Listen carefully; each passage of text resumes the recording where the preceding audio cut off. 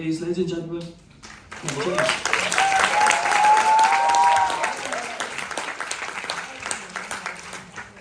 move down to this microphone. But can everybody hear me okay? Yes. Yes. Great. Daisy. All over the place. Right. Hello everybody.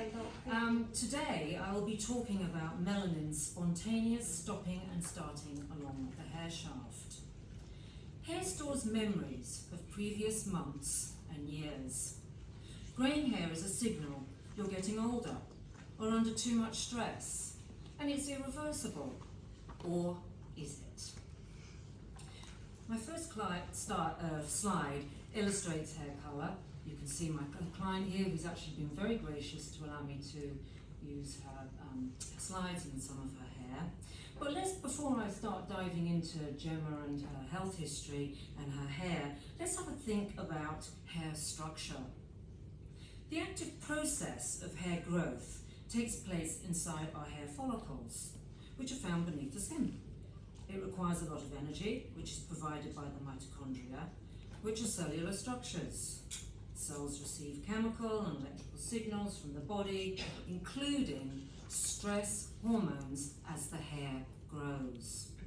It's conceivable that the proteins and other substances deposited in developing the hair shaft are altered by these exposures.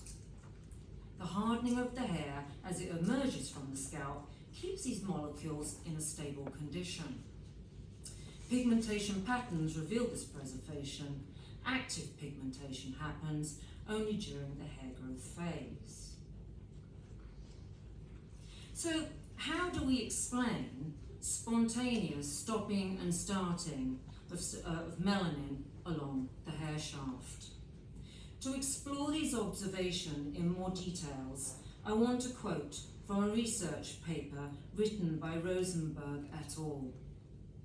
A mathematical model was developed that stimulates the greying of a whole head of hair over a lifetime, an experiment impossible to do with living people. The model suggested that there might be a threshold for temporary greying. If the hairs are about to go grey hair anyway, a stressful event might trigger that change earlier.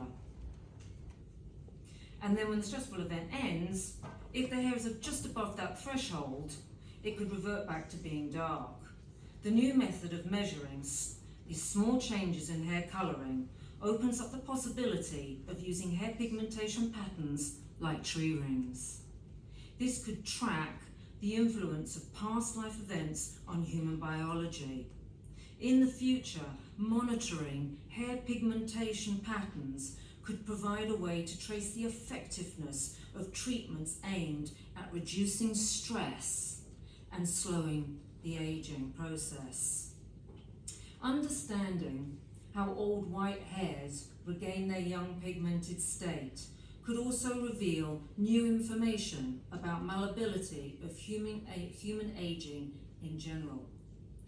Well, according to published research that I investigated into, it's very rare for spontaneous stopping and starting of melanin along the hair shaft until one of my clients presented such a case. So in slide 3 here, I've used 1.3 microsite, 10 times 200 magnification. But before I really start talking about Gemma, I'm going to give you a little bit about her background before I start talking about some of the things that I found along her hair shaft and that I found really interesting. Gemma came to see me in August 2021. She's 36 and had noticed shedding started in 2020. Her blood results showed she had low vitamin B12, high folic deficiency in D levels of only 20 ml, ferritin levels 48, she had very low energy. She had drastic diet changes and her hair had been falling out in handfuls. She's very stressed and upset. The diagnosis was loose anagen and loose telogen effluvium and mild psoriasis behind the left ear.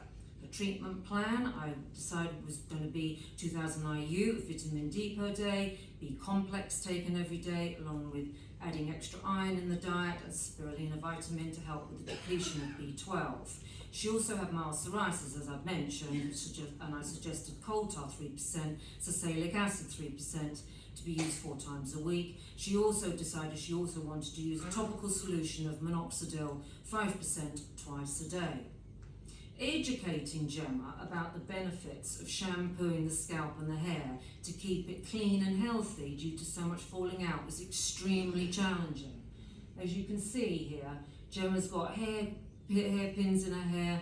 She's utterly terrified to wash her hair. She thinks the whole lot's going to come out. So we have 3 problems here. We have stress, hormones, and diet. My dermscope images show different stages of the hair growth, along with hair samples clearly showing stopping and starting of the pigment along the hair shaft. Also, with this image here, we can see to the left, this one here, the hair's growing clearly, coming out the scalp quite easily. It's no melanin, but yet halfway up, we've got melanin. So what was happening, in her life that this started changing all of a sudden randomly? With this image here, we've got stopping and starting of white hair. We've got melanin, no melanin, melanin, no melanin at all, and the hair is, clearly growing. It's a terminal hair, healthily growing along her hair, but it doesn't seem to be affecting all of her hair. It's just random hairs. And again, this was the top of the head. This image was taken in 2021 when she first came to see me. So I've got quite a simple dermscope. I don't have anything really amazing, but I do have my hair samples. So if someone's got a flashy scope and they want to analyse these hair samples, they're more than welcome to. So this was just one hair, and as we can see, we'll be starting right over here. This was taken in 23. It's an anagen stage, no melanin, but yet a couple of inches along, we've got lots of melanin in the hair. Then we can do, I would probably say that's a little bit of tiger tail, and then barely any melanin in the hair, and then as we get to the very end, we've got a nodule on the very end, and absolutely no melanin at all. And this is not somebody who's colouring, and also she's not really styling her hair and damaging her hair.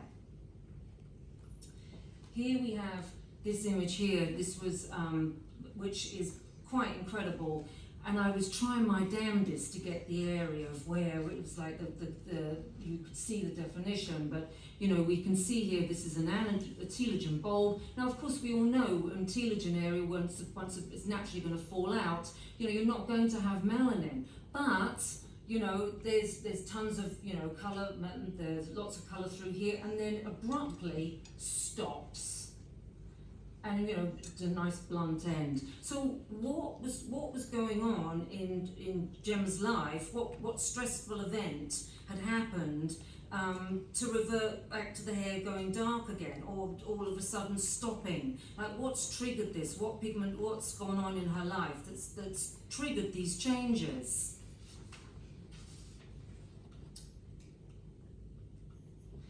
Here's an image where I actually managed to finally get where the hair colour was. There's the pigment, and there's the definition of where it's changing now into no melanin whatsoever. And we've got 7 inches, and this is 2 inches. This is a 2 of pigmented root, and that was coming on from the root hair area through here of hair samples that Gemma had given me. And it really fascinated me because I've never seen anything like it before. This is her hair shaft here, another image of where we've got 2 inches. This is a sample that Gemma actually sent to me, and we have again the telogen bulb. Fine on the telogen bulb not to have any no colour, but that's not normal for at least a couple of actually I'd probably say a couple of inches with no melanin whatsoever. Yet then we get into rich melanin and all the way down to the end.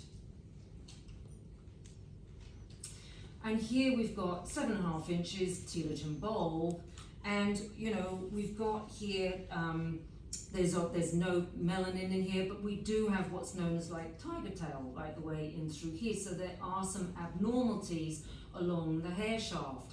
So my question is was this stress that's caused this? Was this her diet? What causes these abnormalities? What's causing the hair to spontaneously stop producing melanin and then produce melanin again? So here's Gemma, and this image was taken. I asked her to send an image in to what's going on with her now. She doesn't live nearby, so I'd contacted her. I said, could you send a picture in for me? And it's very clear to me. Here's a whole lock of hair here, where now all the pigment's growing in, and where beforehand, like a good 3 inches up there, you've got no melanin whatsoever. The same applies right down here too. Certain sections where she's got clearly some stopping and starting. There is now, which is wonderful to see, she's got a full head of hair again, which is excellent. She's definitely changed her lifestyle, but there's all this abnormalities with her pigmentation that just seems to keep baffling me. Now, hold on a second, oops. Right, so here's Gemma now and before. So this image to the left was taken in 2021, and then this image was taken in 2023. Now, in my humble opinion, I don't have the answers to why this happened. Maybe Professor Paus, if he was here, I'd ask him. But in my humble opinion, I do feel that this is related to stress, hormones, and diet. Gemma actually ended up moving out of New York City. She's got a much more relaxed lifestyle. She's eating well, and she's trying for a baby. So I can't help but feel she's really reduced a lot of stress, but there's still these abnormalities along her hair shaft. And I'd like to end with Suki, our family pet, who has an exaggerated sense of her grey's fur's importance. Thank you very much.